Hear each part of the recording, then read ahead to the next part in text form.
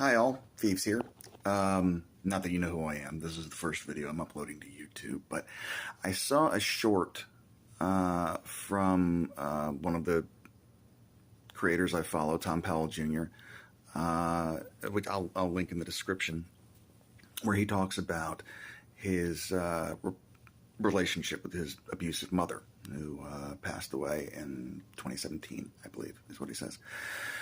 I am a clinical mental health counselor. I work, I specialize in trauma recovery, so I work a lot with survivors of abuse, and whether that's physical abuse, emotional abuse, sexual abuse, psychological abuse, it all has an effect. It all hurts. It all has a lasting impact. There's an exercise that I do, and I was put in mind of this at the point at which he begins reading an excerpt from his book where he talks about his mother's death. Tom appears to get a little choked up. I could be wrong. He could just be clearing his throat.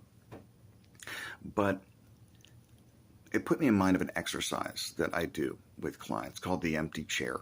And what it essentially is this is when the person needs to talk to somebody in their life or has been in their life who is either dead, cannot be reached because of distance, or that it would not be healthy or safe to confront that person.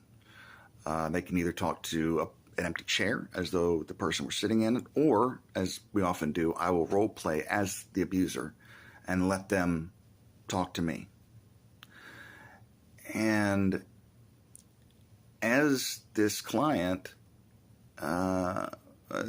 one client had been horribly abused by his mother, began talking to me. He began talking to me about my death. He began crying and role-playing as his mother. I said, well, if you hate me so much, why are you crying for me? He said, I'm not crying for you. I'm crying for the little boy who had to endure all of that pain and fear and torture and suffering. I'm crying because it's not fair that you can still hurt me even though you're dead. And most of all, I'm crying for the man that I could have been if only you had not been my mother. That is a sentiment that so many people, including Tom, share. And I wanted to say, if this is in your life, if it's still affecting you, there is help. There are support groups, there are clinicians, there are social workers. Go talk to somebody because we love you.